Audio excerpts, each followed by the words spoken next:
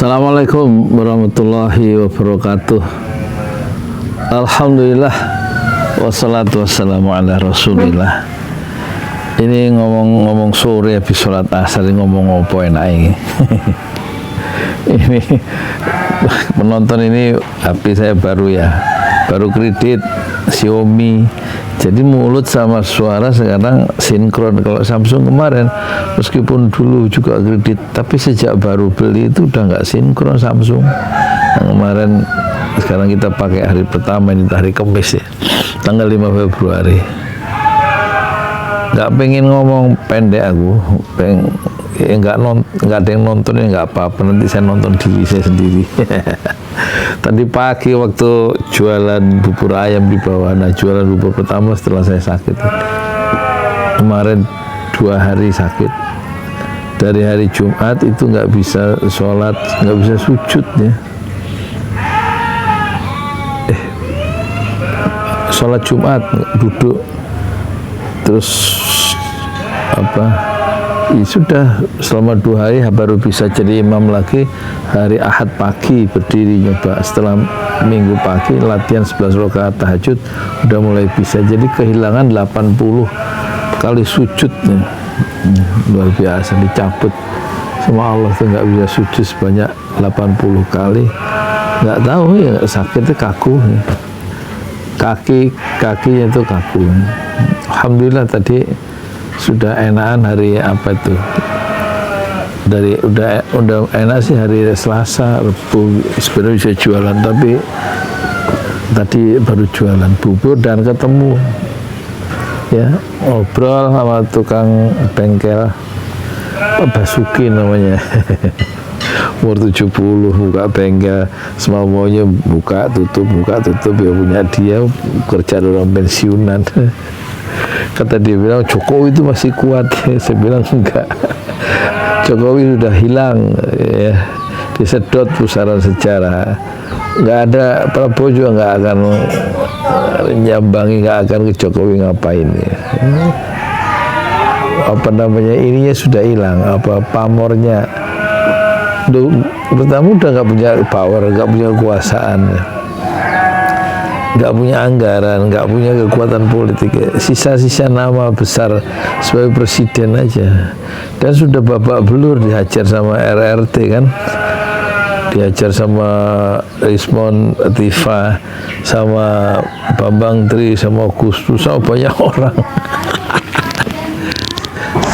Sama sejak zaman masih jabat juga sudah diserang ya, dan dia nggak pernah bisa mempertahankan argumentasinya kecuali hanya bicara dengan satu bahasa yang dia kenal, yaitu bahasa kekuasaan. Nah, ketika kekuasaan itu hilang, ya sudah.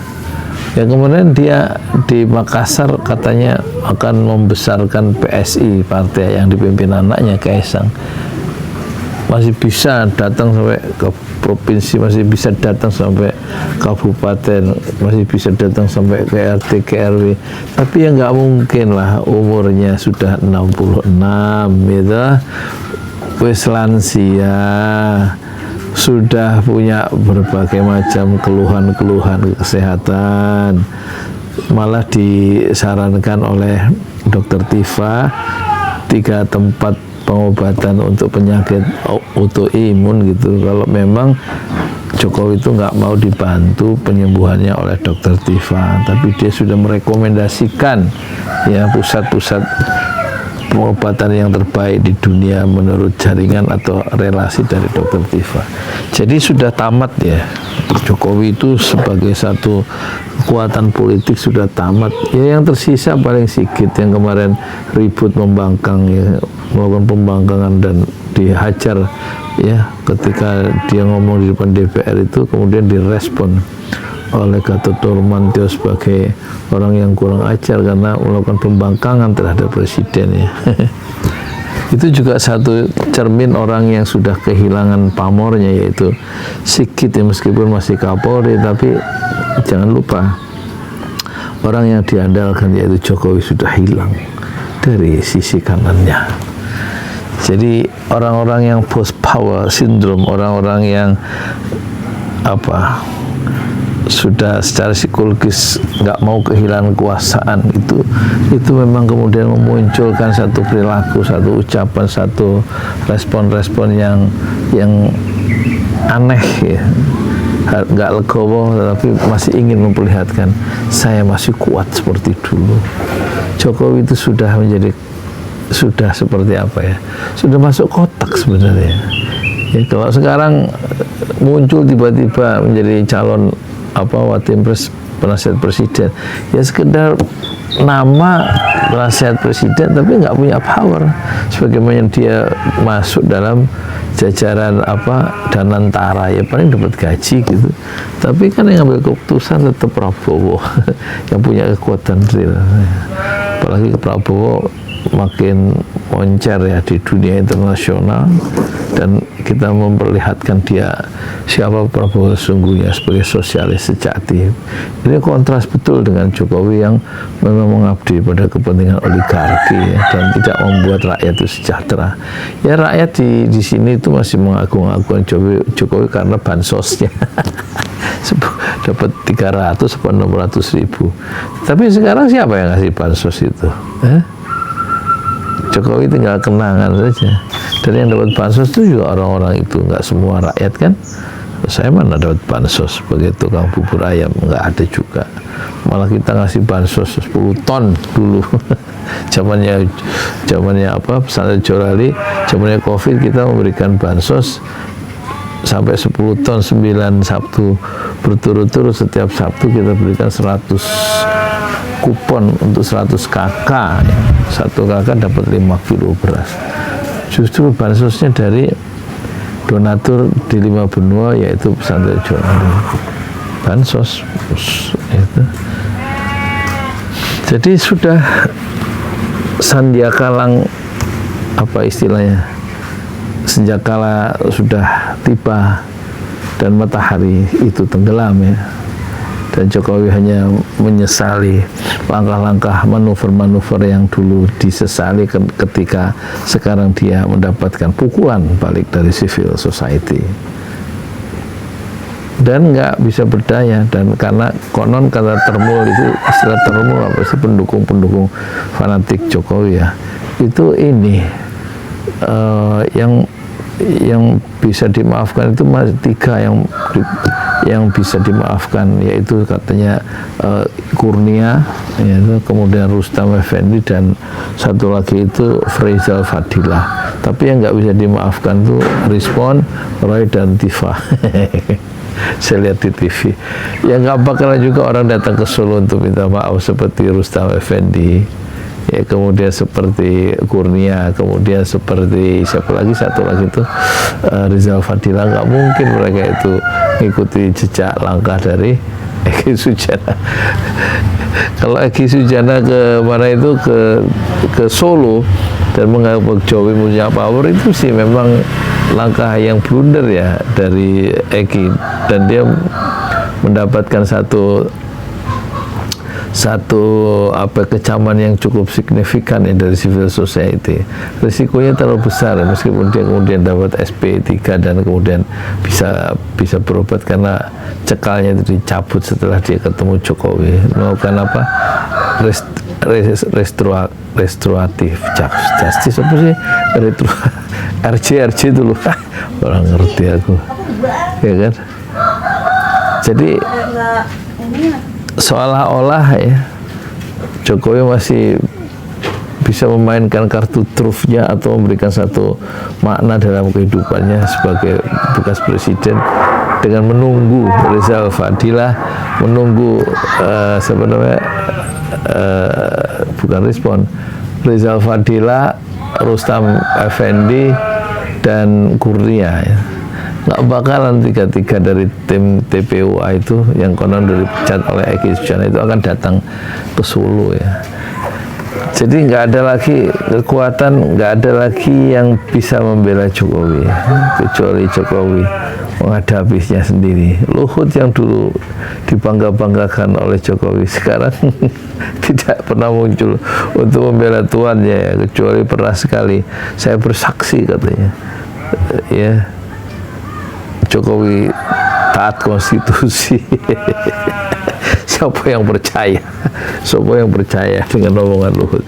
Luhut ngomong gitu ya karena dia sudah mendapatkan terlalu banyak ya kan. Dan ketika Jokowi mendapatkan serangan bertubi-tubi baik dari civil society, baik dari lawan-lawan politiknya, baik dari teman-temannya sendiri yang sekarang berbalik, ya begitulah. Luhut nggak bisa diem ya, bukan nggak bisa diem, nggak bisa ngomong gitu maksudnya, nggak bisa bela, nggak berani bela gitu. Dan ketika teman-temannya menteri-menterinya kena kasus semuanya nyalahkan Jokowi, setidak-tidaknya bawa Jokowi ya, seperti Yakut, Nadiem Makarim, terus Thomas Lembong, itu semuanya kan orang-orang Jokowi yang pernah bekerja di Jokowi dan dapat kasus, tapi kemudian Jokowi nggak bertanggung jawab, bukan urusan saya, kan selalu begitu loh, kok tanya saya. Ya, jadi memang kita hidup dalam satu masa sekarang ini ya, 10 tahun ini memang masa yang penuh dengan kegelapan ya. Kegelapan dibikin sendiri karena keberpihakan yang tidak begitu tajam ya terhadap rakyat ya. Siapa ya? Jokowi itu, rejim Jokowi itu. Dan rejim Jokowi yang sekarang itu nggak ada yang bisa ngomong kan. Bekas-bekas menterinya nggak ada satu proud, nggak ada satu kebanggaan bekerja di bawah kepemimpinan Jokowi. Ketika sekarang dia mendapati kenyataan menteri-menteri yang dulu pernah bekerja atau rejim yang mendukung Jokowi itu mendapati kenyataan itu Jokowi diserang hampir setiap hari dan tidak ada yang membela. Orang-orang partai nggak ada yang bela, apalagi kasus ijazah nggak ada yang bersuara. Orang-orang dari PAN, orang-orang kecuali dari Amin Rais yang menghajar terus sejak awal gitu.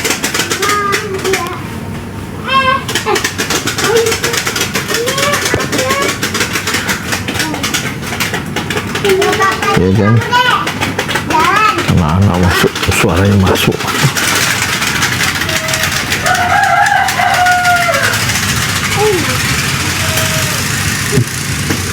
Jadi kita lihat ya, satu kesetiaan yang tidak genuine, yang tidak asli ya. Persahabatan Jokowi dengan orang-orang di sekitar yang dulu mengeluh-elukan ya, yang kemudian sekarang menjadi termul itu. Dan dulu buzzer, sekarang termul. Itu mereka diikat ya, bekerja karena ikatan-ikatan bukan ideologis tapi karena ikatan benda, dan benda itu selalu memecah ya, tidak selalu mencerai-beraikan orang ya. Ketika benda itu sudah habis ya,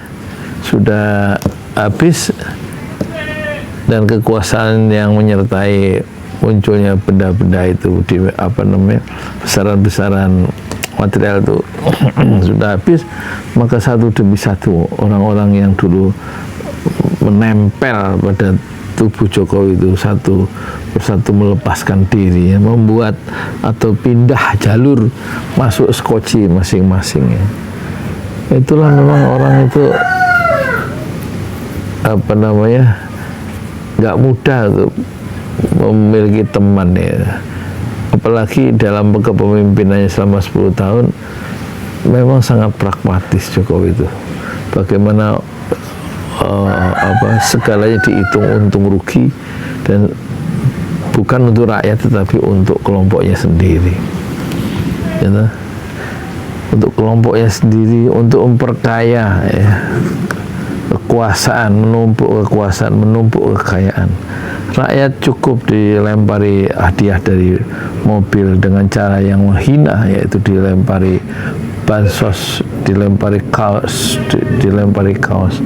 Memang nggak pantas sih kepala negara atau presiden tuh menyambut rakyat yang menghadapi rakyat yang menyambutnya itu dengan dilempari kaos dari balik mobil. Itu nggak pernah terjadi itu zaman SBY, nggak pernah terjadi zaman Bung Karno, Pak Harto, Habibie, Gus Dur ya. Megawati juga nggak ada tuh. Hanya terjadi di zaman Jokowi itu. Nggak tahu perilaku seperti itu dari mana. Seolah-olah dia menikmati ya satu perayaan pelemparan hadiah-hadiah itu secara acak dari dalam mobil ya. Dan kita juga heran, masyarakat kita ini kok ada apa kok sampai begitu mengelulukan Jokowi? Apakah mereka merasa berhasil mengidentifikasikan dirinya sebagai presiden yang rakyat seperti mereka ya? Tetapi jangan lupa, rakyat yang merasa dekat dengan presiden itu rakyat yang tetap miskin ketika Jokowi itu berkuasa, dan ketika kekuasaan itu lepas, Jokowinya kaya raya, rakyatnya tetap miskin. Jadi ini satu periode dalam sejarah politik Indonesia modern kita yang kayaknya sepotong sejarah yang kelam ya, yang sangat kelam karena tidak memberikan kesejahteraan yang nyata. Kalau kata orang-orang itu, kelas menengah itu kan anjlok ya, turun kelas ya, jadi orang miskin sebanyak 9 juta, dan sementara rakyat itu nggak terangkat karena memang pertumbuhan ekonominya nggak muncul, nggak terjadi. Kalau 5% itu nggak, ya pertumbuhan 5% itu kan tetap stagnan ya, tapi itu nggak bisa menciptakan lapangan kerja baru, kata orang-orang. Kata siapa itu, pengamat ekonomi itu, Gede Sandra yang diwawancara di forum keadilan TV di Madilog oleh Margi Syarif itu, ini kan. Jadi ternyata kredit perbankan itu, kata dia, kalau nggak saya tangkap ya, nggak salah saya tangkap ya, itu 18% hanya untuk rakyat, yang sekitar 82% itu untuk korporasi. Jadi akibatnya UMKM nggak bergerak itu. Idealnya sih 60-40 gitu, 40 itu kredit diberikan ke UMKM, usaha kecil, menengah, dan mikro itu ya, dan baru itu rakyat bisa berdaya, bersejahtera, karena ekonomi kemudian bergerak ya. Nah ini persoalan keberpihakan, kata Gede Sandra itu, Gede Sandra, iya Gede Sandra ya. Nah Jokowi tidak berpihak pada rakyat. Terbukti dari selama 10 tahun itu datanya, kredit itu, uang yang ngalir itu nggak ada di masyarakat kecuali sedikit ya, sehingga ekonomi nggak bergerak. Ekonomi dinikmati oleh pengusaha-pengusaha yang besar-besar yang dapat kredit triliunan itu dari bank-bank pemerintah. Nah itu kesalahan, apakah itu disengaja atau Jokowi nggak tahu, tetapi dia tetap harus bertanggung jawab terhadap hilangnya uang segar dalam masyarakat.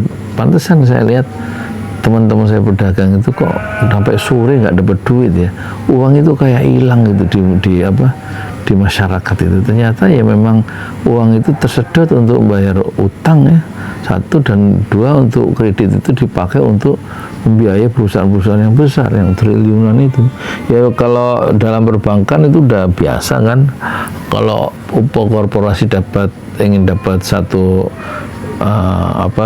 kucuran kredit yang besar dari bank, tentu pihak korporasi itu, pihak oligarki itu kemudian ya melayani segala keinginan orang-orang perbankan supaya dananya turun kan, disuap lah gitu istilahnya kan. Ternyata kreditnya juga macet ya, dengan jumlah yang fantastis, dan perusahaan-perusahaan yang diagunkan sebenarnya juga nggak ada.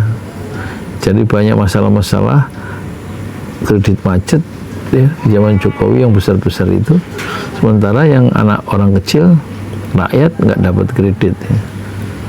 Nah itu problem yang baru muncul setelah dia tahu datanya itu, dan ini yang membuat Prabowo itu katanya marah, kenapa perbankan itu kok tidak memihak rakyat kecil kan itu. Tentu saja Prabowo marah karena dia orang yang sangat concern ya terhadap rakyat ya. Itu bisa ditunjukkan dengan dia menggerakkan program raksasa, yaitu MBG itu kan, makan bergizi gratis itu, yang tahun ini bisa akan menjangkau 83 juta anak dan ibu hamil katanya dapat makanan setiap hari. Dan itu multiplier efeknya kan, multiplier efek itu efek berantainya itu menciptakan lapangan pekerjaan. Supir jadi supir ompleng jadi punya penghasilan, tukang cuci piring punya penghasilan, petani sayur, peternak telur punya kebeli semua, petani berasnya itu terserap ya, dibeli ya. Hidup ekonomi itu berputar karena program raksasa MBG ini.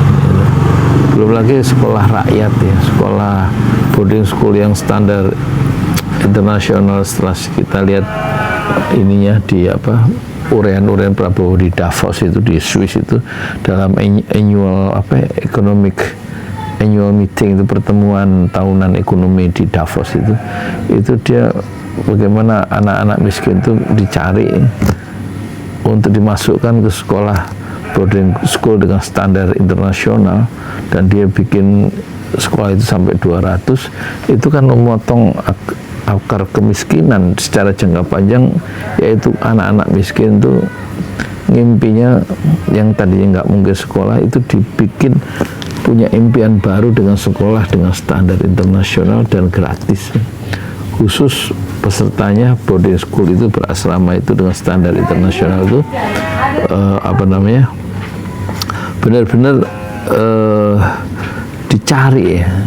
Ini kan soal keberpihakan ya, dan keberpihakan bagaimana nyekolahkan, membangun satu generasi baru dengan cara yang sungguh-sungguh, dengan kualitas yang tinggi sebanyak-banyaknya. Itu tidak dipikirkan oleh Jokowi. Jokowi itu bagaimana menjual Indonesia, menjual kedaulatan kita, ya kan? Tapi tidak berpikir bagaimana membangun ya satu generasi baru, bagaimana ngasih makan orang miskin yang memang kelaparan. Stunting, kalau orang kelaparan ya jangan diajak diskusi, dibikin program ya oleh pemerintah untuk mengasih makan mereka kan gitu. Jadi dari segi ide, gagasan siapa ini, Prabowo itu memang sangat canggih ya, cocok sama Islam itu. Di dalam Quran kan makan itu kan ini satu tema sentral dalam dakwah dalam Islam itu. Rasulullah kerjanya ngasih makan para sahabat-sahabatnya itu, orang-orang lapar itu. Malah di dalam juz 29 surat Al-Insan, innama nud'imukum liwajhillah la nuridu minkum jazaa'an wala syukura. Innama nut'imukum, kami ngasih makan kalian itu liwajhillah, untuk mencari keridhaan Allah saja. La nuridu minkum, nggak ada keinginan dari hati kami itu untuk mendapatkan balasan ataupun sekedar ucapan terima kasih dengan saya ngasih makan kalian itu. Jadi betul-betul makan ini itu ajaran sentral juga di dalam Islam, karena berdampak bukan hanya di dunia tapi berdampak di akhirat untuk mengurangi ya risiko bahaya akhirat yang berbahaya itu, sehingga bisa diminimalisir ketika kita membebaskan orang dari kelaparan ya. Yang rata-rata orang yang nggak bisa makan itu kan tahanan yang terkurung ya, kemudian yatim piatu, orang miskin, itu dibebaskan. Ada semacam semangat liberasi ya, pembebasan dalam program MBG itu kan. MBG maksudnya MBG itu makan bergizi gratis ya. Nah, perspektif sosialistik ini yang nggak muncul ya di kepalanya Jokowi.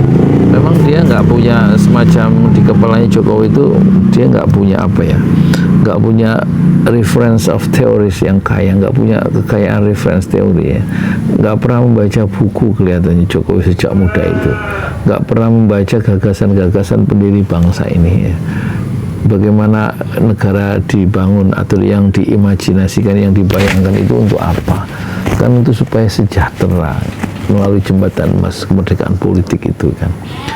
Perdebatan pendiri bangsa ini kayaknya nggak masuk dalam pikiran Jokowi, kecuali sekedar dia sejak awal itu memang jualan menjadi eksportir mebel ya bersama keluarga besarnya. Tampaknya bagaimana ya kan mengekspor atau mengekstensifkan, meluaskan kesejahteraan kepada orang lain di luar keluarganya, itu tampaknya nggak ada jadi pikiran ya. kecuali sekedar karikatif melempar-lempar bansos, ngasih bansos di depan istana atau ya begitulah ya, bukan menjadikan sistem yang bergerak gitu ya, tetapi hanya untuk menyenangkan ya, memuaskan diri sendiri dan dicitrakan sebagai orang baik. Ya itulah ya satu catatan dari Jokowi yang tampaknya akan tenggelam, dan orang masih ingin menegakkan benang basah dengan cara memuja-muja Jokowi ketika matahari sudah senja. Assalamualaikum warahmatullahi wabarakatuh.